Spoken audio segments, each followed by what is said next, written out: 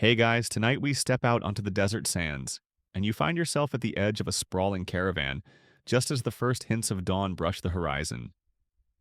The air is cool for now, surprisingly crisp, carrying the faint scent of camel leather and last night's firewood smoke. 100 silhouettes stir, men adjusting turbans, women wrapping cloaks, camels snorting as if annoyed that the morning has come too soon.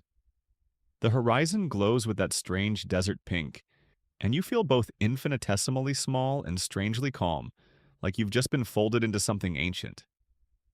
So, before you get comfortable, take a moment to like the video and subscribe, but only if you genuinely enjoy what I do here. And while you're at it, go ahead and drop your location and local time in the comments. Always fun to see where this sleepy caravan stretches to. Now, dim the lights, maybe turn on a fan for that soft background hum, and let's ease into tonight's journey together. You shuffle forward with the others, sand gritting under your sandals. It's funny. This caravan has no clocks, no ticking wristwatch, no glowing phone screen to remind anyone of the time. Yet somehow everyone knows the rhythm of departure, the slow, steady routine honed over generations. A guide walks past with a long wooden staff, his face weathered into permanent squint lines from too many desert sunrises. You catch him glancing at the faint line of the horizon, gauging the perfect moment to start the march. Here's the mainstream fact sliding into your morning. Desert caravans, especially those crossing places like the Sahara or the Arabian Peninsula, often began their journeys at first light, stopping before the afternoon heat grew unbearable. That timing wasn't casual, it was survival. If you missed your morning window, you might find yourself trudging beneath a punishing sun. And believe me, no sunscreen invented since, crocodile dung or otherwise, would make that pleasant. But what's quirky, almost comic, is how fragile those timing rituals could be. Historians note accounts of caravans where a sleepy guide overslept by even half an hour, and the entire group swore the day was jinxed because the shadows didn't match their expectations. Imagine telling your boss, "Sorry, I can't work today, my shadow's all wrong." That was a legitimate excuse out here. You rub your eyes, feeling the sand's coolness slip away as heat begins to creep back in. Camels groan as loads are strapped onto their backs. Sacks of salt, bolts of cloth, jars of frankincense. Their pacing steps will soon become the background metronome of your day. Someone hands you a hunk of flatbread, dry but filling. You chew slowly, thinking about how each mouthful becomes its own tick on a clock without numbers. And then there's the debate you overhear. Historians still argue whether early desert caravans relied more on astronomical cues, like the precise rising of certain stars, or on purely practical markers like temperature shifts and shadow lengths. It sounds like a nerd fight, but in practice, it mattered. Star-based timing meant a kind of shared scientific standard, while shadow-based timing was intensely local, tied to whatever palm or dune you happened to be near. Both worked, but neither matched the neat ticks of an actual clock. The funny part? Out here, that lack of precision is comforting. You're not counting the minutes till your next email. You're watching the way a stick might lean, or the way a palm's shade stretches across the sand like a lazy cat. Even the camels seem in on the joke, kneeling dramatically as if to say, "Time? Time is when I feel like standing up again." Someone chuckles near you, shaking sand out of his sandal. You can't help but grin at the absurdity of this whole operation. 100 people trusting their schedules to sticks, stars, and the general attitude of camels. And yet, this is how whole economies moved, how spices traveled, how empires were built. Not with digital clocks, but with the quiet conviction that the desert itself was a reliable enough timekeeper. The horizon brightens now, pink deepening to gold. The guide raises his staff and a murmur runs through the caravan. You sling your small bag over your shoulder, feeling a mix of dread and comfort at the long road ahead. There's no going back to sleep, not really, but the rhythm is soothing in its own slow way. Your first step sinks softly into the sand, and the desert morning becomes your clock. You've barely taken a dozen steps before you realize that walking with a caravan is nothing like strolling through your neighborhood park. Every footfall is calculated, deliberate, as if the desert demands a tax of patience. The line snakes ahead, dozens of camels swaying side to side like sleepy ships at sea, their hooves thudding in a rhythm you can almost hum to. That rhythm, thump, swish, sigh, is its own clock, counting out the slow passage of the day. The desert has no church bells, no ticking pendulums. Instead, you glance down at a stick shoved into the ground near the lead rider's feet. Each morning, the guide plants it firmly into the sand, not because it will stop the caravan, but because its shadow offers a sort of running commentary on how much daylight you have left. It's not exactly Swiss precision, more like ish. The shadow leans west. Mid-morning, it shrinks to nothing. Noon, it stretches long again. Time to stop before your eyeballs roast like chickpeas. Here's your mainstream historical fact sliding into the sand with you. Simple shadow sticks, or gnomons, were among the earliest tools humans used to measure time, centuries before sundials became decorative garden ornaments. Caravans didn't carry ornate stone dials, they carried portable sticks and experience. The desert sun itself was the ultimate taskmaster.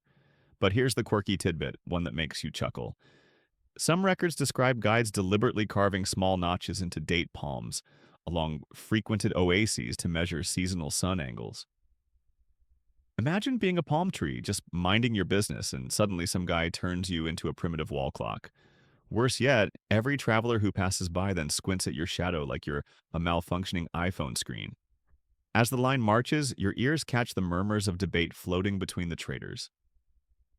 Some swear the shadow runs faster in summer.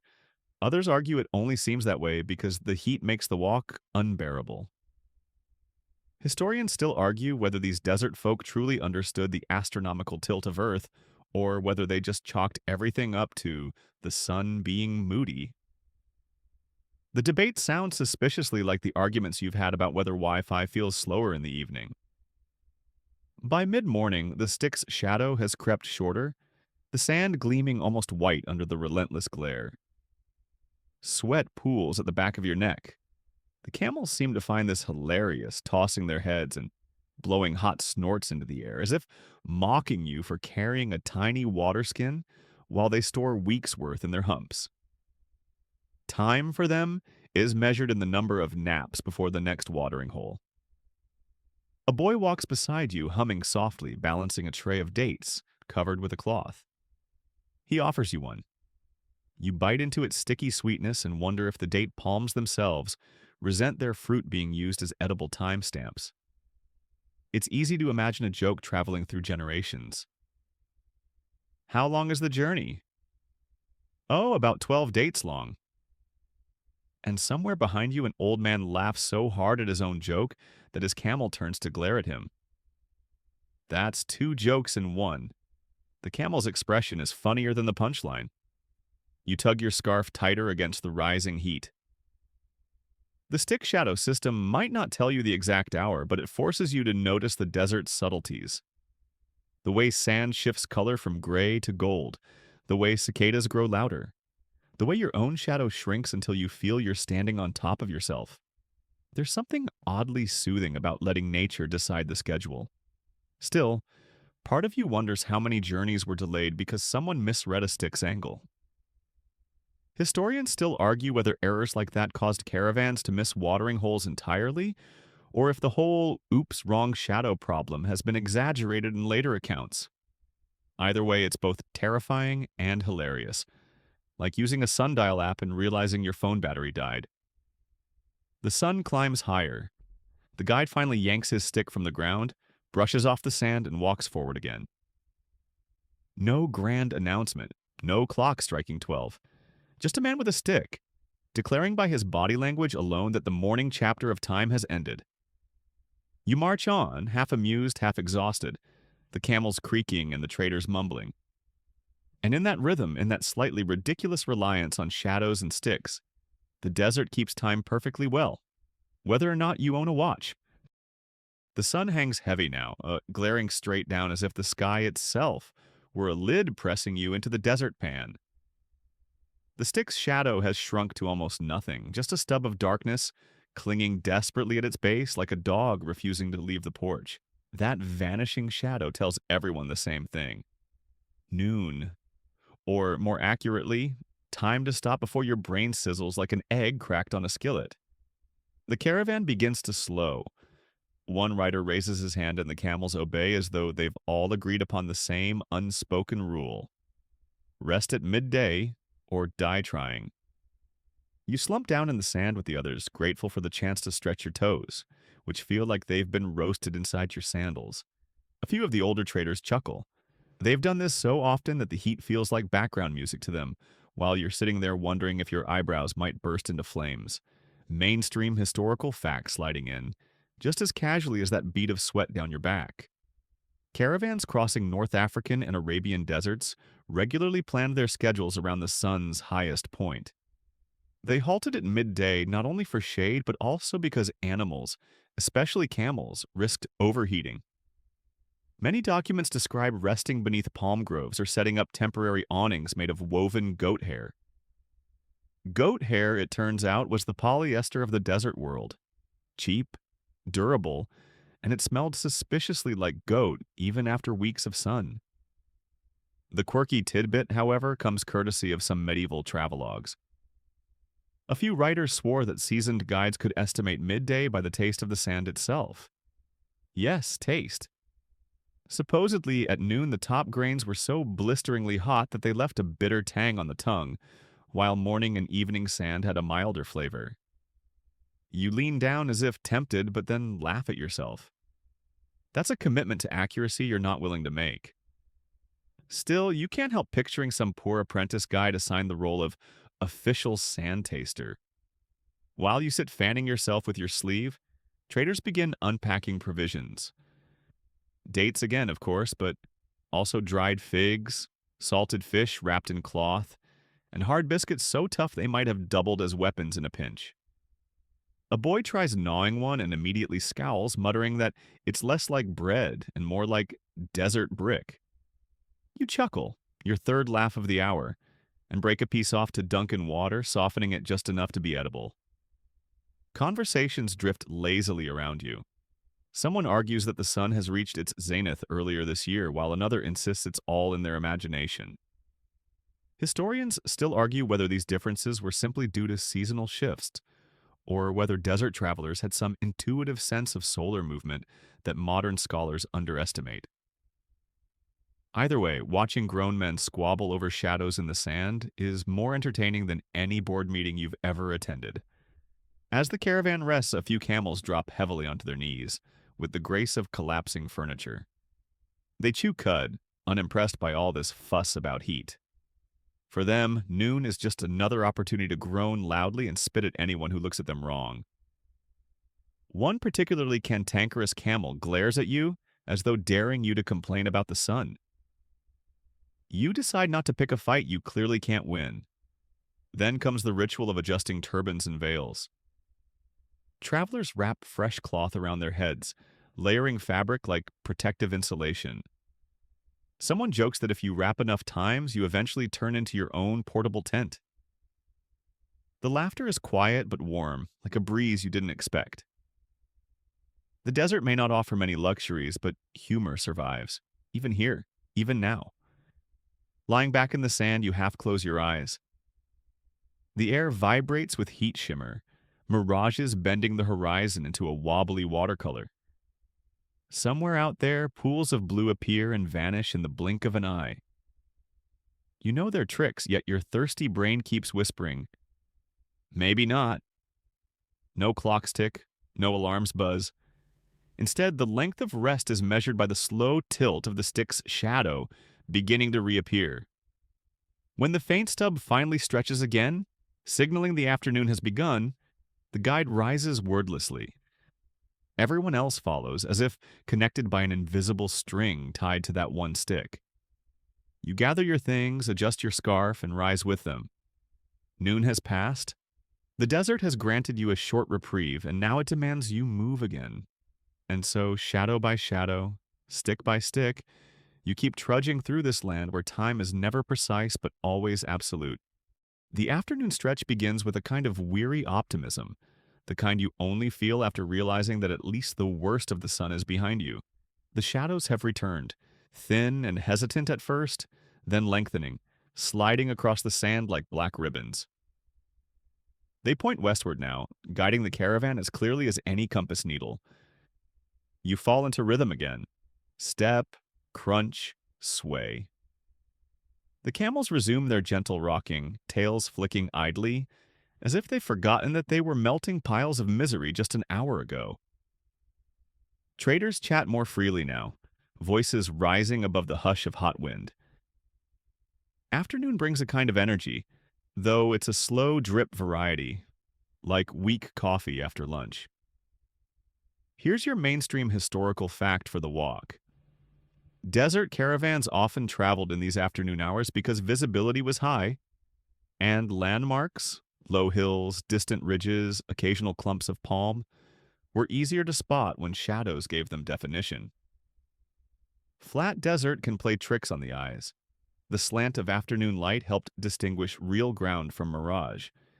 It wasn't just about avoiding heat, it was about navigating without maps. Now for the quirky tidbit. Some accounts mention caravan guides who claimed they could tell the approximate time by the length of a camel's shadow on the ground. Yes, not just sticks or palm trees, camels themselves. If the camel's shadow reached its nose, you had about 3 hours until dusk. If it stretched farther than its tail, evening was coming fast. Imagine relying on a moody camel to be your personal wristwatch. You glance at the beast nearest you, who stares back as though saying, "Don't even think about timing me." The debates continue, as they always do on long walks. A group of older men argue whether the length of a shadow changes more quickly near the equinoxes. "The sun runs faster in spring," one insists. Another shakes his head.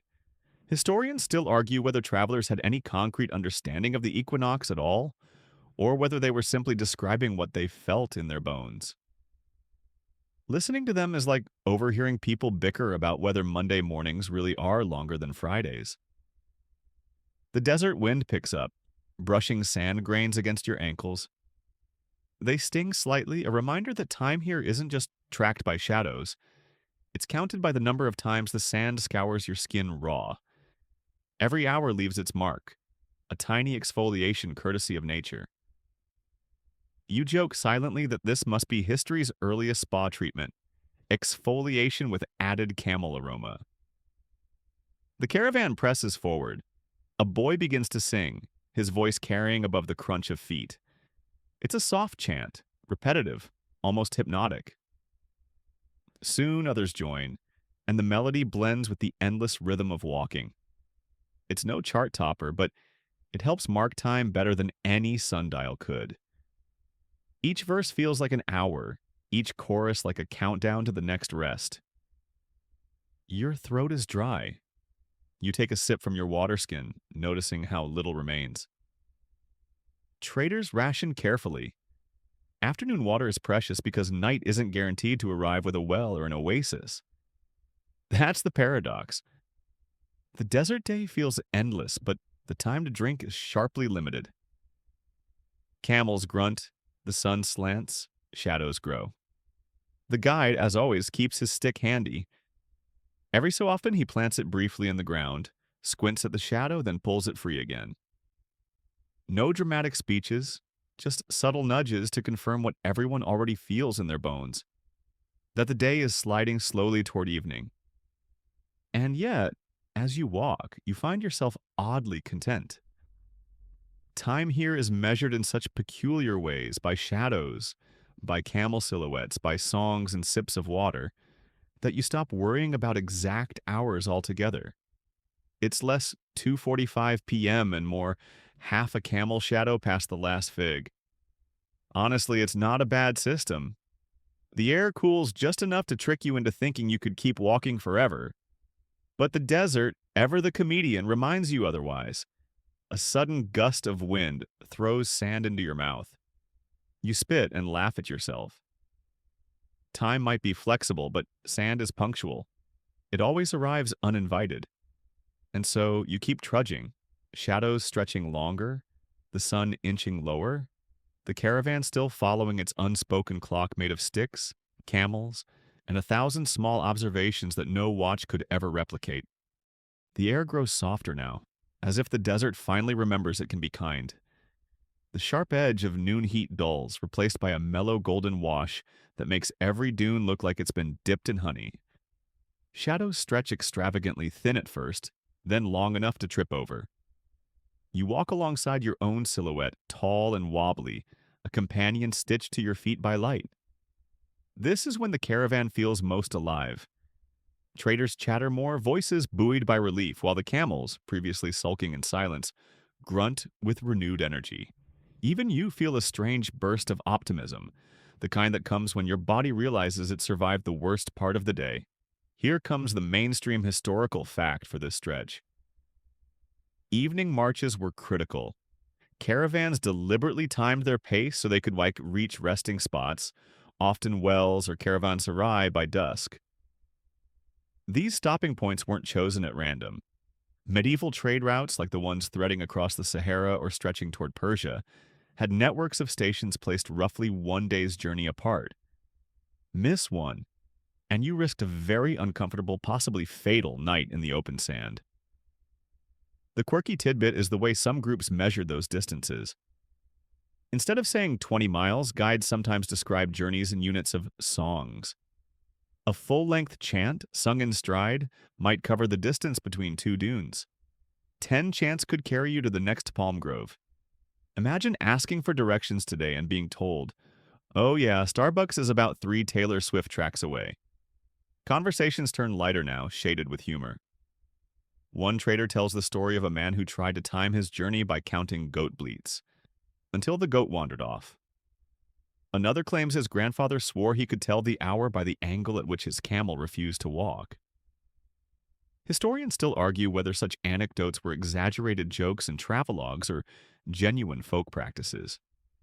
Either way, they're hilarious enough to keep spirits lifted. You watch as the guide once again plants his stick in the sand, more as a ritual than necessity.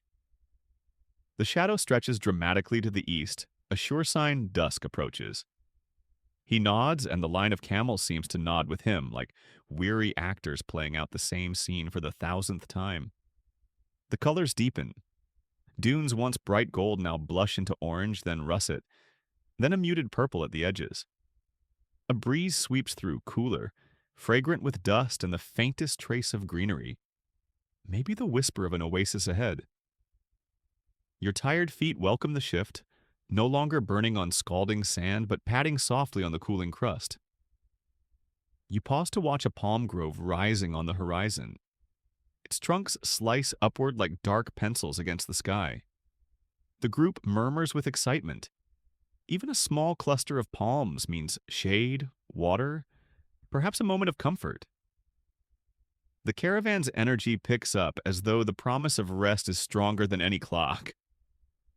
But still, the ritual of measuring time never ceases. A young boy counts aloud with each step, trying to guess when the sun will kiss the horizon.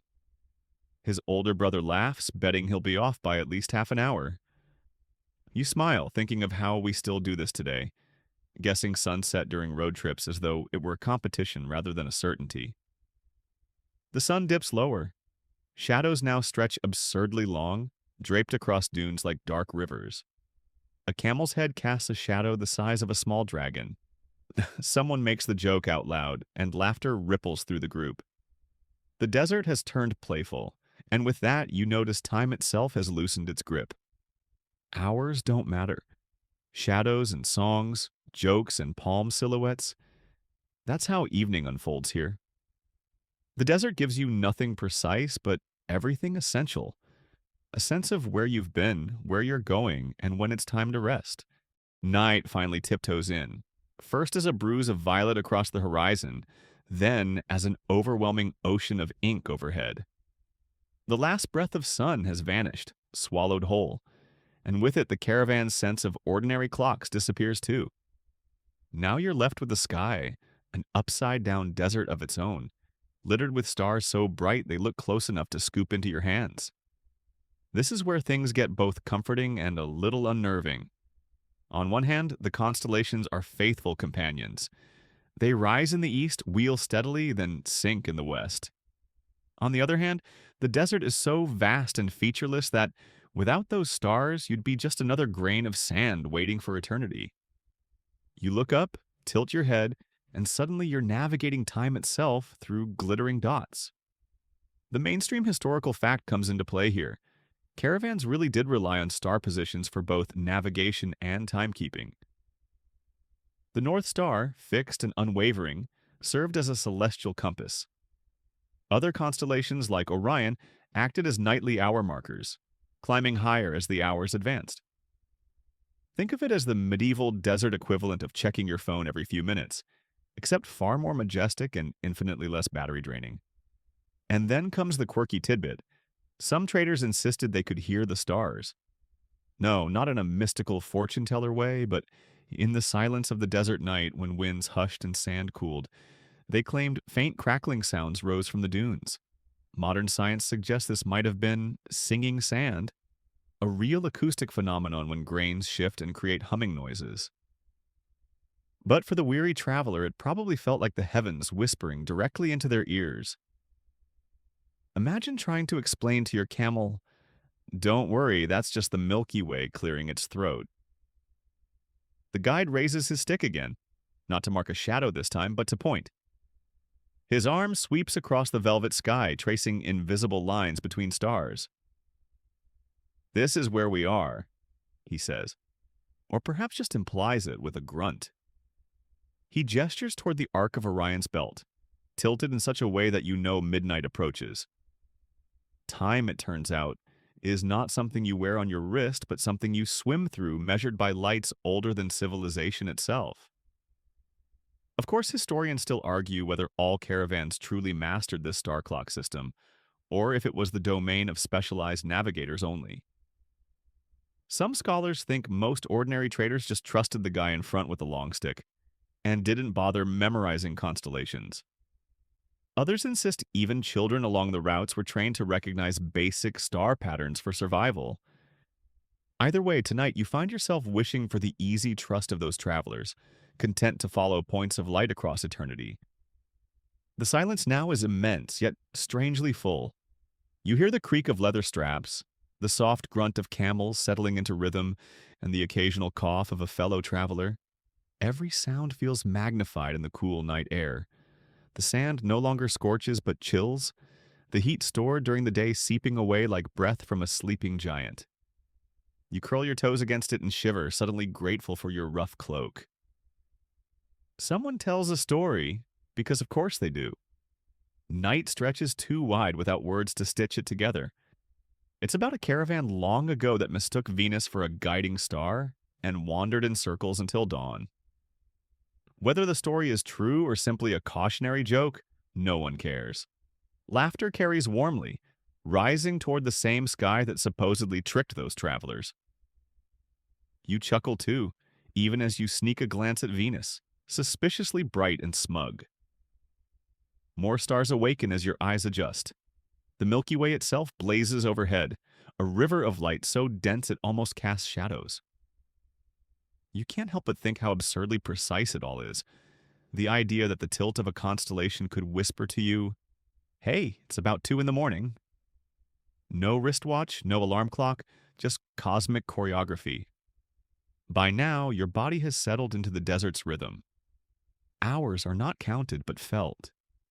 The deepening chill, the slowing conversations, the way the camel's hooves thud softer as they tire.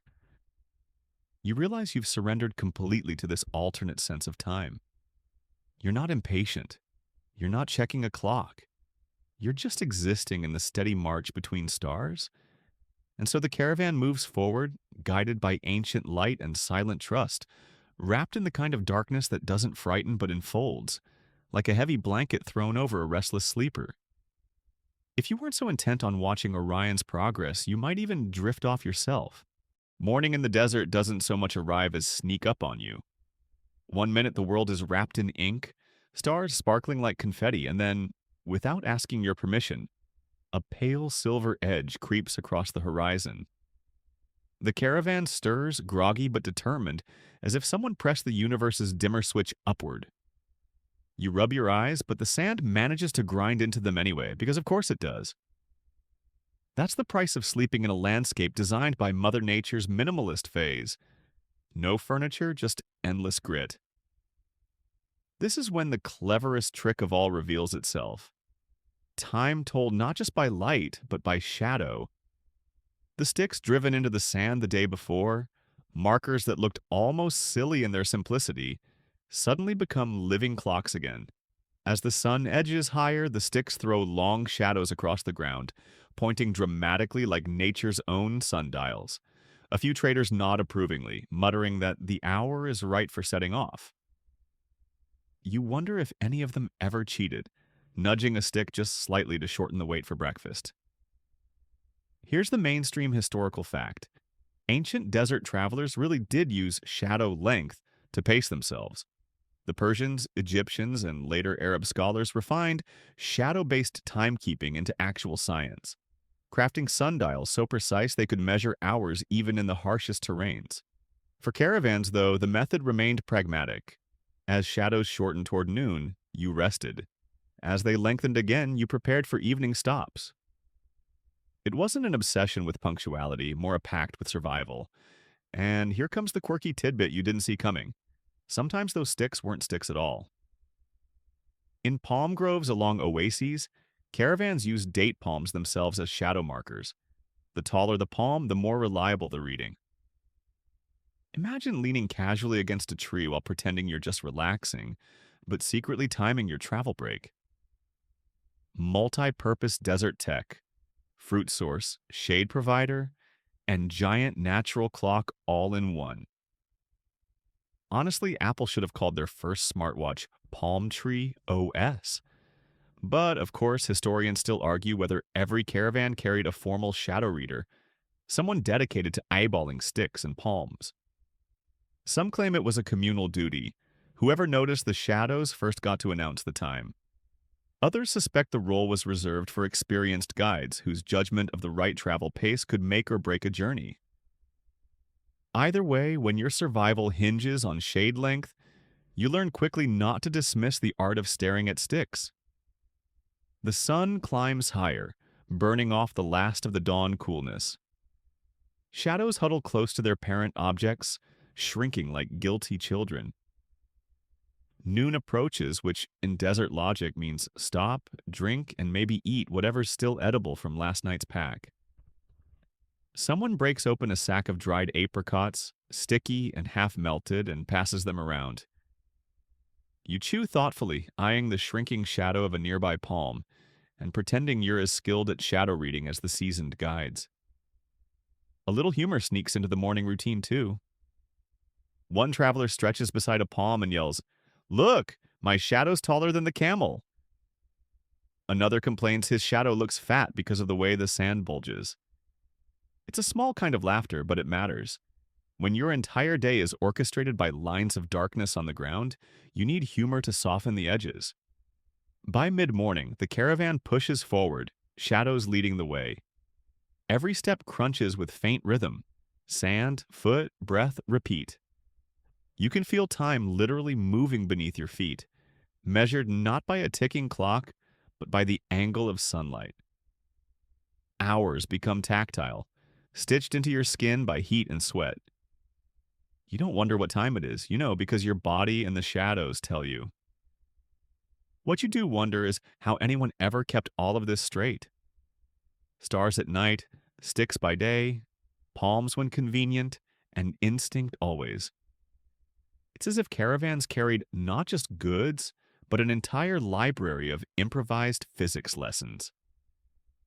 You glance at the horizon where dunes blur into pale sky and think, well, that's my schedule today.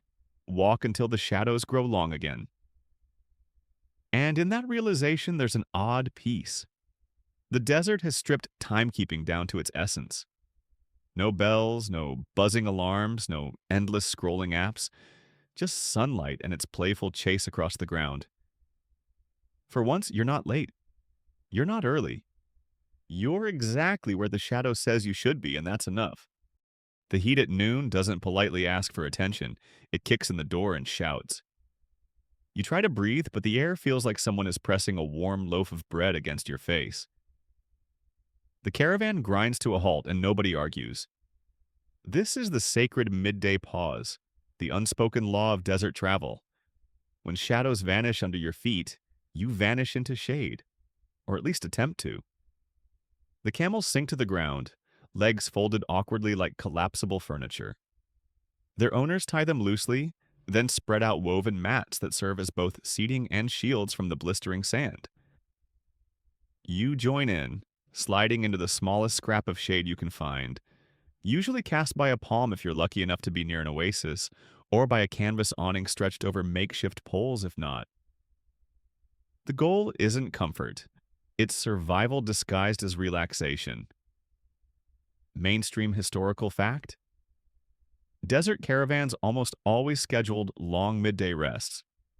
Islamic sources from the medieval period mention the kailula, a midday siesta that kept both humans and animals from collapsing in the heat. Think of it as the ancient equivalent of a long lunch break, except your office is the Sahara and the cafeteria menu is stale bread and dates. Here's the quirky tidbit that lightens the mood. Some travelers swore by burying water jugs in the sand during rest stops. The deeper you dug, the cooler the liquid stayed. So yes, the desert invented its own natural mini-fridge, centuries before electricity. Imagine pulling a jug from the sand like a magician pulling a rabbit from a hat. Only the rabbit hydrates you and tastes faintly of clay. Historians still argue whether these midday halts were strictly timed or simply dictated by common sense. Some chronicles insist that caravans always rested for a fixed number of hours, while others suggest they lingered until someone decided the heat was only slightly unbearable instead of actively murderous. Either way, the pause was universal. No caravan worth its salt risked marching straight through noon. You recline on the mat, stomach full of dry food and head spinning with warmth. A soft breeze drifts over, though calling it soft is generous. It's more like a hairdryer set to low. Still, you savor it. Someone in the group starts humming a tune, slow and repetitive, the kind of melody that doesn't demand attention but seeps gently into your mind like background music. It pairs strangely well with the squeaks and groans of camels settling deeper into the sand. Even in rest, the desert keeps offering little time cues. The shadows of date palms begin creeping out again, lengthening by imperceptible degrees. You notice them because staring at moving shade is easier than staring at the unchanging sky. Every inch of shadow is an hourglass in slow motion. You imagine a tiny voice announcing, "Congratulations! You've survived another 15 minutes without melting." Some people nap, faces hidden beneath scarves. Others sip weak tea brewed on coals, shielded from the wind. You find yourself chuckling when one traveler jokes that the tea is extra hot to match the weather. Another claims the steam rises only because it's trying to escape the cup. Desert humor leans dry, pun intended, but in this heat you'll laugh at anything. By early afternoon, drowsiness overtakes you. Not just your eyelids, but your entire body feels like it's being gently sandpapered into stillness. Sleep comes easily when your choices are nap or stare at nothing until your brain cooks. Dreams flutter in, half real and half inspired by the surroundings. In one, the shadows grow arms and wave like friendly tour guides. In another, the palms lean down to whisper, "Don't worry, we've got the timekeeping covered." When you stir awake, the world has shifted slightly.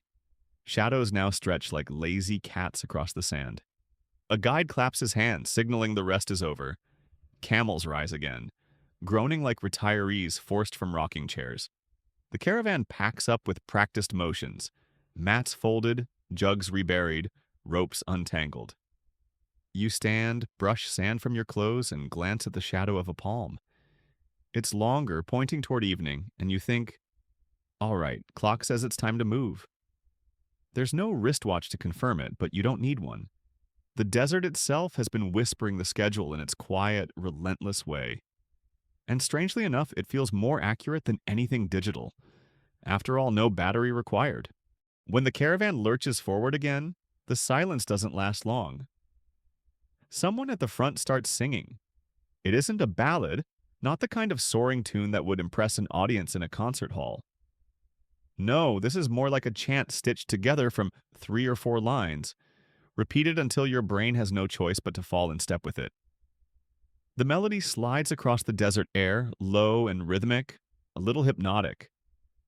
You find yourself walking in time, foot sinking into sand with every beat. Behind you, camels sway like oversized metronomes. Their bells jingle softly, joining the human voice to create something close to music, but more importantly, close to order. Mainstream historical fact here: caravan songs were real tools of timekeeping. Across Africa, Arabia, and Central Asia, camel drivers used huda chants to set the pace of the march. The rhythm kept people walking evenly, camels swaying steadily and fatigue just a little easier to ignore. Imagine your Fitbit buzzing every step, only it's a guy up front crooning about date syrup and the price of spices. The quirky tidbit? Some of those chants doubled as love songs, sung not for the camels or the companions, but for people waiting far away. So, you might have a caravan trundling through the Sahara while one driver croons a ballad to a sweetheart in Cairo or Damascus. Picture it: a lovesick desert DJ keeping time with heartbreak. Historians still argue whether these songs were improvisational or inherited. Some believe every tribe had its own standard verses, passed down like heirlooms. Others think most drivers just made them up on the spot, stringing together whatever rhymed with sand and hand.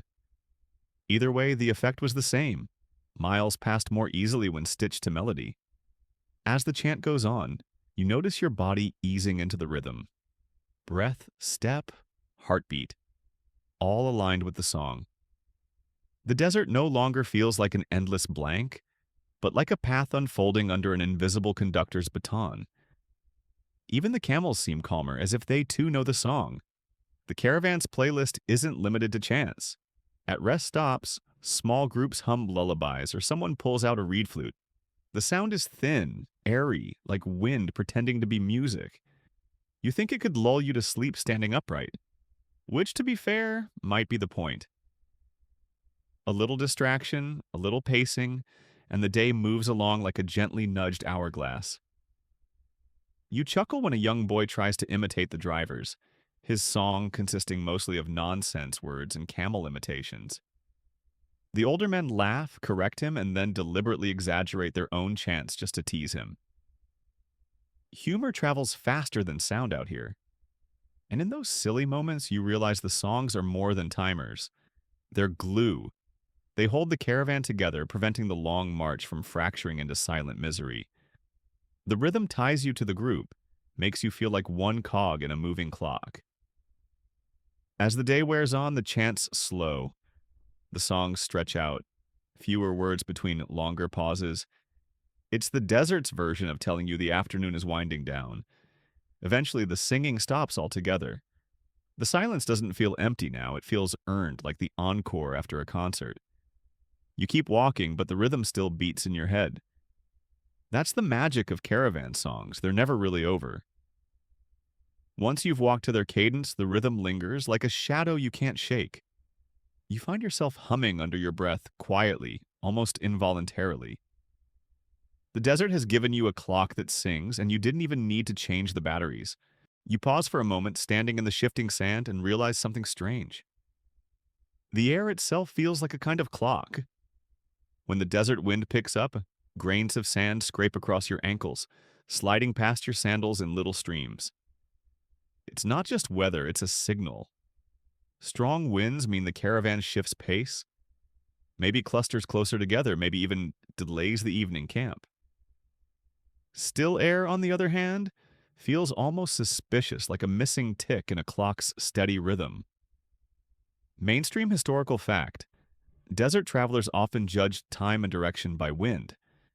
In the Sahara, for instance, the harmattan, a dry, dusty trade wind, blew predictably during certain months.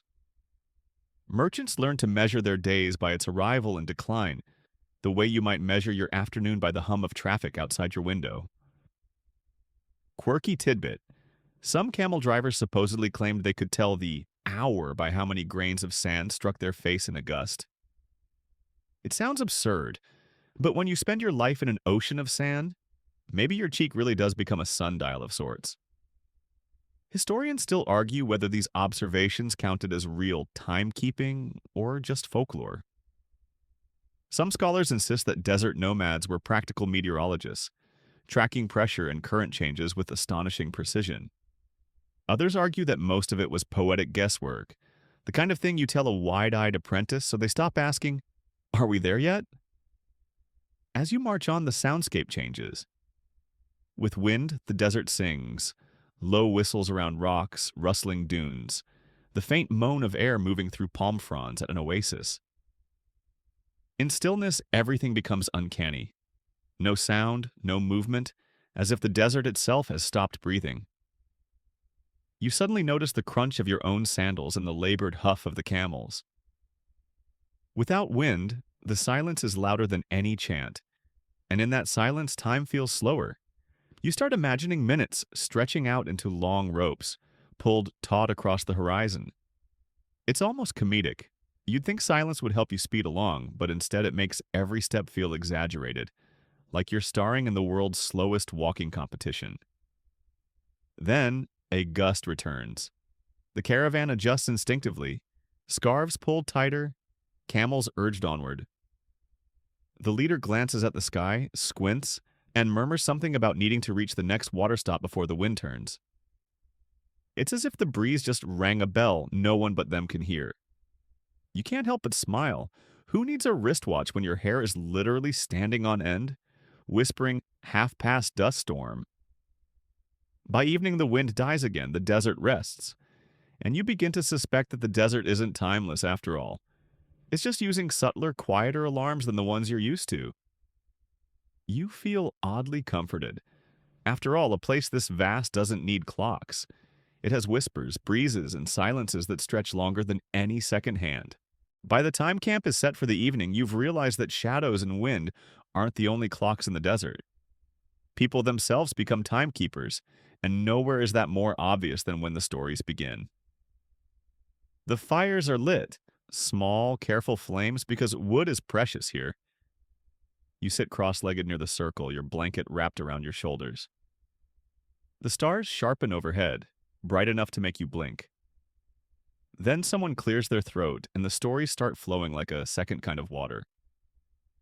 Mainstream historical fact: caravans often use storytelling as a nightly ritual. It wasn't only entertainment, but a practical divider of time. Tales about heroes, prophets, merchants, or distant cities filled the gap between supper and sleep, shaping the length of the evening as surely as an hourglass would. Quirky tidbit: some storytellers measured the length of their tales against the stars. If Orion's belt had risen above a dune, it was time to wrap up. If the Pleiades glittered directly overhead, that meant the story was running long, and maybe the teller was stalling to avoid chores. Imagine an old uncle saying, "Hold on, I'll finish," when that star cluster moves 2 camel lengths. Historians still argue whether the caravan stories were mostly oral history or improvised entertainment. Some accounts suggest they carried important trade knowledge disguised as fables, warnings about bandits, tips about water holes. Others argue that most tales were just escapist fluff, spun from boredom and nostalgia. Honestly, both explanations sound equally believable when you're sitting here, listening to a merchant exaggerate Alexander the Great's beard size for comedic effect. The rhythm of the stories becomes its own metronome. People laugh at the same spots, gasp in unison at embellished battles, and murmur knowingly when a clever proverb lands. You realize that these aren't just stories, they're time markers, each narrative a step closer to sleep. A boy nearby nods off halfway through a tale about a city swallowed by sand. His head tips sideways, landing on his mother's lap. The storyteller notices, grins, and deliberately lowers his voice until even you feel your eyelids tug downward. The desert doesn't need a bedtime bell. It has grandfathers with long memories and good timing. You chuckle softly when another listener interrupts to correct the storyteller. No, the giant crocodile wasn't in Egypt. It was in India. The whole group laughs, but nobody truly minds the mix-up. The debate stretches the evening just a little longer until the stars remind you that yes, time is still moving, even if you don't have a clock to prove it. Eventually, the final story fades into the night. The fire dies down. You realize the narrative itself has been a clock all along. A beginning, a middle, an end. By the time the silence returns, you know without checking any shadow or stick that sleep is the next measure of time. The desert night is stretched thin and glittering, the stars above sharp as grains of salt spilled across a black cloth. You sit with the caravan near a low fire, the warmth pooling at your feet even as the cold presses against your back. Shadows quiver, not just from the flames but from the tall sticks still planted in the sand, relics of the day's timekeeping. It's amusing that even now, in the silence after trade is done, those simple tools remain upright, silent companions measuring nothing but the slow retreat of light. As you stare at the sticks, you realize they are not just practical objects, but symbols of persistence.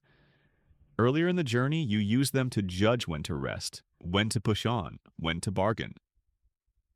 Now, as the caravan draws toward its destination, they remain like silent witnesses to everything that has happened.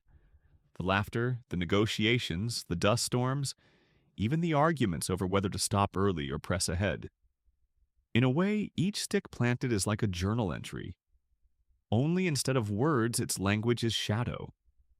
Mainstream historians will tell you that ancient desert caravans depended heavily on water markers and oases. These were the true lifelines, far more critical than any sundial staff. That's true, and of course, no stick in the sand could keep your camel alive. But travelers also needed a sense of order. Without it, each day melted into the next, and humans, being creatures of rhythm, yearned for some way to say, "Here is morning, here is evening, here is the time to pray." So while wells fed the body, shadows fed the mind. There's a quirky tidbit recorded in a few medieval travelogues. Some traders swore by the sound of date palm fronds as a rough timekeeper. Supposedly, the rustle grew heavier at certain hours when the wind patterns shifted, and people claimed they could tell the hour by listening. Imagine wearing an Apple Watch that only works if you put it to your ear and listen for rustling. Convenient? Not really. Comforting? Perhaps. You look around at the people settling for the night. A boy chases the last scraps of firelight, his laughter ringing out before fading. A woman adjusts her scarf and kneads a small loaf of dough, using the stick's shadow even at night to remind herself when the dough should rise by morning. She knows from years of practice that by the time the shadow of the moon shifts 2 finger widths across the sand, the bread will be ready for the next bake. Historians still argue whether such practices were common or just scattered folklore. Some say lunar shadows were unreliable. Others insist desert people were masters of improvisation, able to make the moon itself serve as a clock when needed. And here you are, watching, marveling at how much trust people put in what you might dismiss as accidents of nature. A frond swaying, a stick leaning, a moon slipping. You realize that this trust didn't just measure time, it cultivated patience.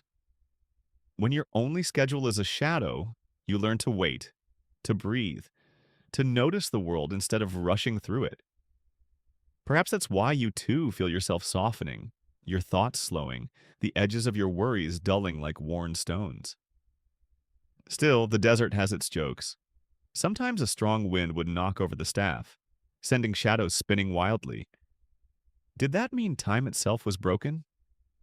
You picture a merchant grumbling, "Well, I guess it's lunchtime now, the stick says so," as everyone else shakes their heads.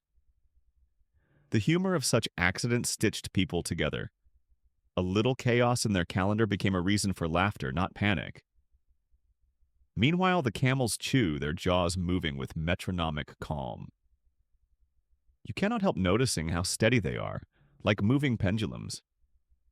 Some scholars believe caravan leaders deliberately timed rest breaks with the animals' cycles, not just for practical reasons, but because humans found comfort in syncing their rhythms with beasts. Think about that the next time your cat insists on dinner at 5 p.m. sharp. You're simply continuing an ancient desert tradition. The stars themselves layer over all of this, offering a broader canvas. You've heard how navigators aligned journeys with constellations, how whole caravans use the North Star to keep steady. But even here, timekeeping slipped into the sky. Constellations rising or setting gave hints of seasons, of longer arcs of time. In that sense, every stick shadow was just a miniature echo of the grand shadow play above. The desert was nothing if not consistent. What happened in sand mirrored what happened in stars.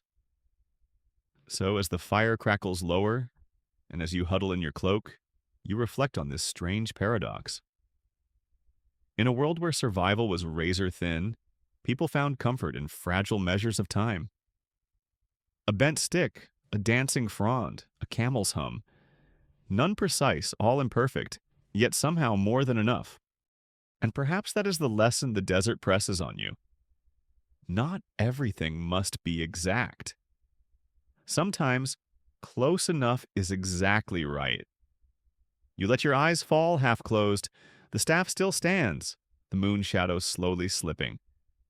The woman's bread will rise, the boy will sleep, the camels will continue chewing, and well, you may drift off before the story ends, which in the end might be the best measure of time there is. The caravan is moving again, each hoof sinking into sand that glitters faintly under the pale glow of dawn. You're perched awkwardly on a saddle, trying to look dignified while your legs are screaming, but the camel beneath you seems entirely unbothered, as if you're just excess luggage. The desert at this hour is almost tender.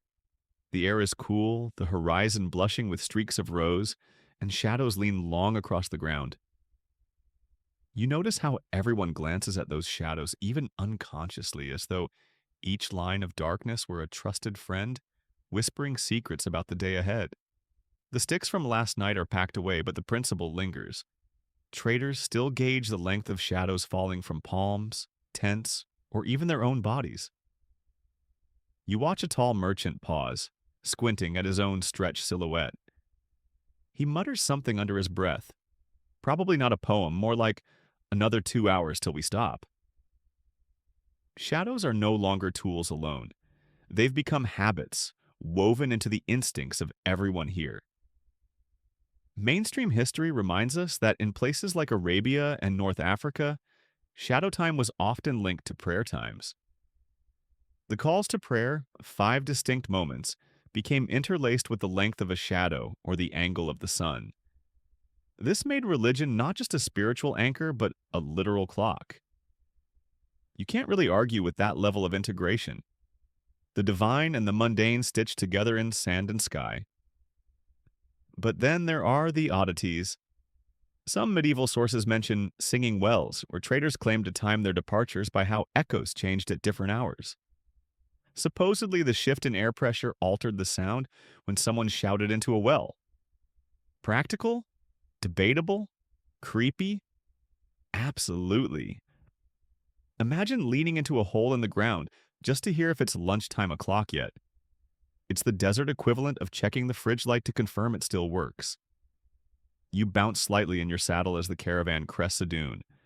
The leader raises his staff, not to check time, but to signal direction. Still, you can't help but think of how multi-purpose that staff is. Guide, weapon, pointer, and once again, a sundial in disguise. Historians still argue whether the earliest staffs carried by desert chiefs were symbolic first and practical second, or the other way around. Was timekeeping a side hustle, or was it always part of their authority? Around you, the conversations drift like smoke. One group argues about how far until the next oasis. Another jokes that their camels, judging by how they groan, must already know the hour better than any stick in the sand. You chuckle, though quietly, because frankly, the camel under you does seem to sigh exactly at the same intervals, like some grumpy biological alarm clock. If scientists ever invent Fitbit for camels, it will just read, still chewing, still complaining, still on schedule. The day begins to heat and shadows shorten. You feel the change instantly, not just in temperature, but in rhythm. The caravan's chatter quiets, steps slow, and there's a collective awareness. time has shifted. Noon is arriving, not because anyone checked a device, but because the world itself tilted toward harshness. You think about how strange it would be in modern life if our watches grew hotter as deadlines approached. Suddenly, you'd never miss a meeting. You spot a young scribe writing near the rear. His tablet is tucked under his arm and he's clearly itching to jot something down. Maybe he's recording trade numbers, maybe notes about distances, but maybe, just maybe, he's sketching how shadows marked their march. If he does, then centuries later, someone like you would read his words and sigh with relief, thinking, ah, they cared about time, too. History doesn't always survive because of kings or battles. Sometimes it clings on because one bored scribe couldn't resist writing about his boss's obsession with stick shadows. A sudden gust of wind kicks up, sending sand spraying sideways. The camels grunt, the riders squint. For a moment, the horizon blurs and shadows scatter in the shifting light. It's a reminder that in the desert, timekeeping isn't flawless. Shadows can bend, vanish, or multiply under strange conditions. Some historians suggest this is why desert people grew so resilient. They learned early not to demand perfect accuracy. Others counter that this very imperfection pushed them toward developing more reliable systems, like water clocks or astrolabes, which later blossomed in urban centers. Either way, you're left blinking sand out of your eyes, thinking accuracy is overrated when you can barely see your own hand. The caravan halts for rest as the sun climbs high. A cloth is thrown between two palm trunks to create shade. You slump gratefully under it, noticing how the palms themselves become accidental clocks, their shadows slim and tucked directly beneath them at midday. The merchants joke that the palms, unlike humans, know how to keep their cool when the sun is fiercest. You nod, half asleep, half baked, wishing you could be as efficient as a tree. And here comes another tidbit. Some sources claim that certain caravans trained birds, yes, birds, to indicate time. Supposedly, the cries of particular desert birds at dawn or dusk were reliable enough that merchants treated them as alarms. It's hard not to picture a parrot screeching, "Time to sell spices," though in reality it was probably less dramatic, just a pattern of chirps. Still, the idea of a feathered cuckoo clock soaring above dunes is too good not to imagine. The rest break drifts into a quiet lull. You hear only the slow breathing of animals, the rustle of cloth, and the shifting sands beneath your mat. You realize that here, silence itself is a kind of clock. When conversation fades and everyone retreats inward, you know it is midday rest. When chatter rises again, it is time to move. Humans, without intending to, turn their own moods into a schedule.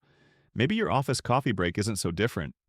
It's less about the clock on the wall and more about that shared silence when everyone runs out of energy at once. By the time the caravan rises to march again, shadows are already beginning to lengthen.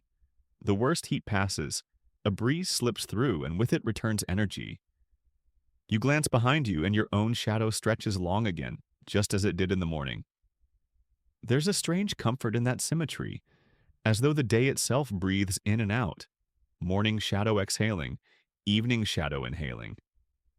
It makes you wonder, did ancient travelers ever think of time not as a line, but as a breath, always expanding and contracting, never still? And so you march, lulled into rhythm, shadows once more leading the way. No bells, no screens, no countdown timers. Just the simple trust that when the shadow tells you, you'll stop, you'll eat, you'll sleep. And somehow, impossibly, it works. You tilt your head back and let your eyes drift across the desert sky. Out here, with no neon billboards, no car headlights, no smartphone screens glaring into your retinas, the stars sprawl in numbers so absurd that you begin to feel like you're standing inside a salt shaker someone spilled across black velvet. You are part awed, part drowsy, and part nervous. Because if your caravan misses its direction, you'll have plenty of time to contemplate which sand dune will host your ghost. In theory, stargazing sounds easy. Pick a star, keep walking toward it, and voila, instant navigation. In reality, the night sky is a shifting stage, The Earth rotates, constellations rise and sink, and sometimes the horizon looks flatter than a badly ironed bedsheet. Caravan guides, those leathery veterans who could smell water from 3 dunes away, swore by certain bright markers. The North Star, or Polaris, was a classic, steadily hovering above the northern horizon like a sleepy lantern. You could do worse than follow a light that barely budges in the sky. But even that wasn't foolproof. If you were traveling far south, say deep into the Arabian Peninsula, Polaris dipped so close to the horizon that a single hillock of sand could block your view. Some travelers swore by Orion's belt, 3 neat little dots lined up like grains of rice on a string. Others whispered about following Venus, the so-called morning star, though that required remembering it changed positions as the hours slipped by. Historians still argue whether these constellations were reliable road signs or more like comfort blankets, things you looked at while secretly relying on your camel's memory. A mainstream fact: medieval Arab astronomers wrote entire manuals on celestial navigation. Libraries in Baghdad and Cairo preserved careful tables of rising times, declinations, and calculations precise enough to make your middle school geometry teacher sweat with envy. These weren't just armchair theories. Merchants really did use them, sometimes tucking little wooden astrolabes into their saddlebags. Imagine pausing in the middle of a sandstorm to fiddle with an instrument that looks like a cross between a sundial and a pizza cutter. You'd almost prefer to guess. Then comes a quirky tidbit. Some caravan guides supposedly trained nightbirds, owls, falcons, or even pigeons, to recognize direction. A bird let loose would angle itself instinctively, and the caravan would shuffle along behind it, like confused tourists following a guide with a little flag. Is that plausible? Historians raise eyebrows. There's no hard evidence, only scraps of travelers' tales, but you picture it anyway. 20 camels trudging behind a determined pigeon, flapping toward the nearest oasis. Practical? Maybe not. Amusing mental image? Absolutely. Of course, not everyone agreed that stars were the best bet. Another camp of scholars insists that desert travelers leaned more on terrestrial markers, lines of date palms, known wells, or the orientation of ancient caravanserais. After all, a tree doesn't move with the seasons, unless it's chopped down, which would be a fairly unkind prank to play on lost merchants. Still, you can imagine heated arguments over campfires. One guide pointing at Orion, another pointing at a palm grove, both swearing their method was safer. You, meanwhile, would quietly vote for whichever guide carried the extra water skins. There's also the delicate matter of sandstorms. All the stars in the galaxy are useless if the air is whipped into a beige milkshake. In those moments, seasoned guides supposedly carried straight sticks, thrusting them into the ground at intervals to make sure the caravan held a line. Later, when the dust settled, they'd line up the sticks and squint at how far off course they'd wandered. Ingenious in its simplicity, and yet another reminder that technology is sometimes just a pointy bit of wood. The scholarly debate continues. Did caravans trust astronomy, or was it mostly symbolic, a cultural nod to the prestige of the stars?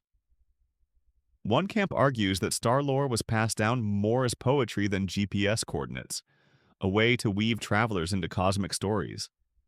Another insists the data tables show practical use. Perhaps the truth lies, as always, somewhere in between. Half science, half storytelling, and plenty of fake it till you make it. And here's your gentle, sarcastic reality check. Even with all those glittering guides above you, you'd probably still get lost in about 15 minutes. Your Fitbit would ping sadly while your camel rolled its eyes, and you'd end up muttering at the Milky Way like someone yelling at a slow Wi-Fi connection. Still, there's a quiet beauty in thinking about merchants trusting pinpricks of light across an infinite canvas, their livelihood, and your bedtime story, tethered to ancient fireballs millions of miles away.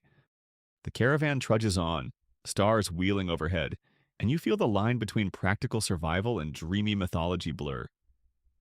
Were they scientists with astrolabes or poets weaving constellations into travel guides? Historians still argue, and maybe it doesn't matter.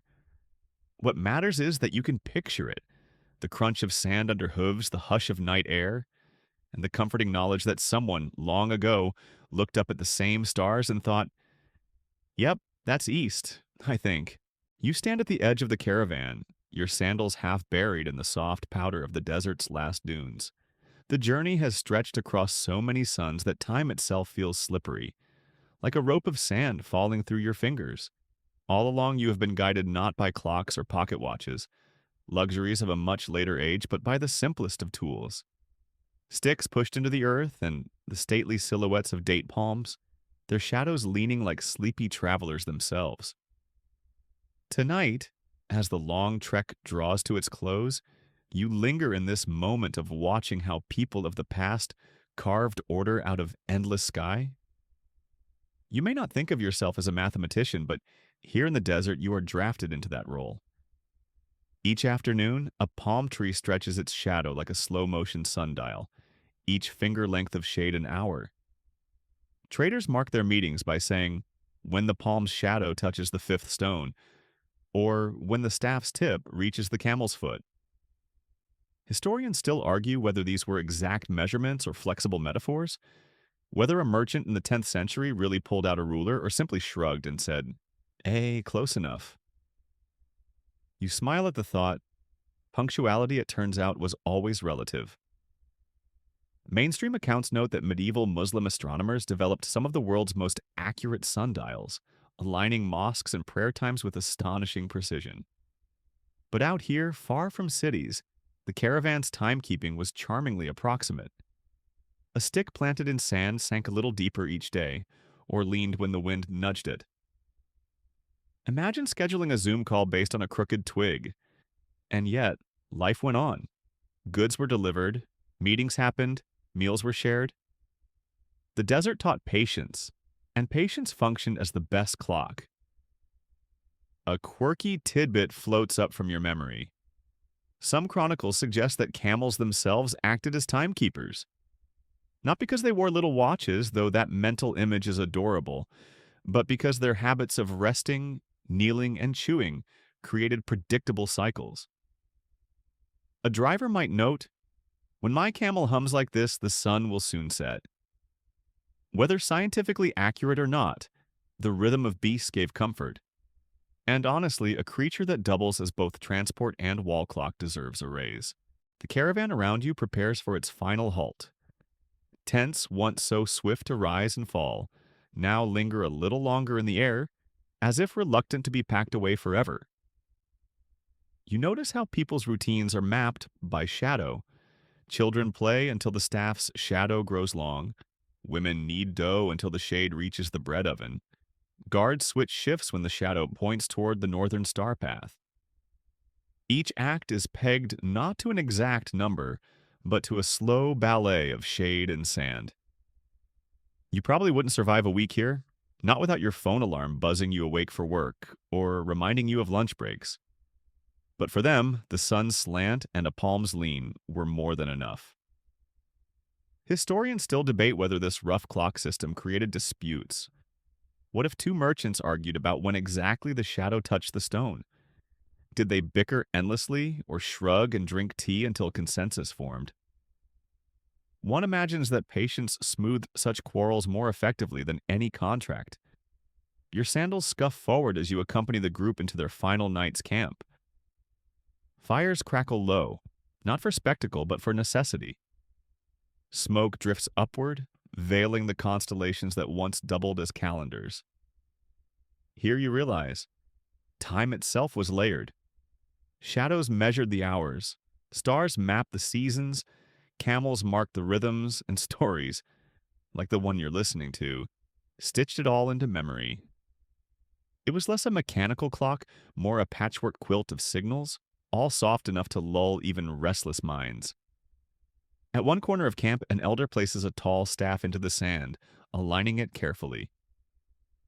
You imagine him tomorrow, demonstrating to a wide-eyed apprentice how to watch the shadow slide, how to whisper, "This is noon, this is late afternoon." The scene is so ordinary yet so tender that it nearly drifts into poetry. The desert is harsh, yes, but also full of quiet little acts of order. A modern aside flits into your thoughts. You'd pay a premium for a smartwatch that recharges by camel hums and date palm shade. Tech startups, are you listening? Probably not. They're too busy inventing apps to remind us to drink water. Still, you laugh softly. Even your jokes feel slower here, stretched by the pace of shadow. The journey winds down. As you sit near the fire, you think about how entire cultures built rhythm without electricity, without ticking gears, simply by observing how light bent and stretched. It is humbling, really. You begin to notice how even your own breathing has a rhythm like an inner sundial, chest rising and falling with the patience of sand. And then, the final morning. Pale dawn spills across the dunes, the staff's last shadow pointing eastward. Traders fold their tents, children chase one last playful shadow, camels grunt as if to say, "That's enough storytelling for now." You realize that the sticks and palms were never just clocks. They were anchors of reassurance, proof that time could be trusted even in a place where everything else shifted. You stand, brushing sand from your clothes. The caravan drifts toward the horizon, dissolving like a mirage, and you, listener, are left with this lingering truth. Sometimes the simplest measure of time is the best one, because it teaches you not to rush. In fact, it teaches you that maybe it's okay, just this once, to close your eyes and let the minutes blur into dreams. And now we slow everything down. Your mind has walked the sands, watched shadows stretch, and listened to camels hum their ancient lullabies.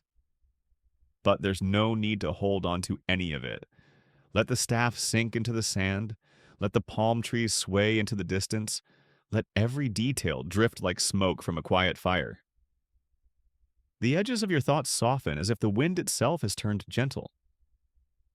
Sentences lengthen, unhurried, wrapping you like blankets stitched from silence.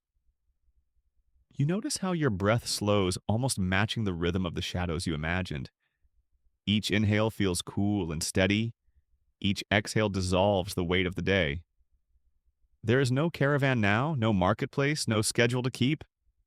Only the steady hum of stillness, the way the desert at night hums under a pale sky. Imagine yourself lying back on soft sand, stars scattered endlessly above you, cool air brushing your face. Nothing presses for attention. Nothing demands your effort. You are free to sink. Even your thoughts feel like shadows now, long and faint, stretching away until they vanish into the dark horizon. Time, once measured by sticks and palms, now dissolves completely. The clock hands melt into air.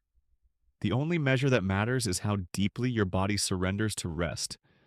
So let your eyelids close like tents being folded at dawn. Let the last flicker of fire fade into warmth. Let yourself drift, slowly, surely, comfortably, into the vast and gentle night. Sleep well, traveler. Sleep deeply. Sleep easily. End of script. Sweet dreams.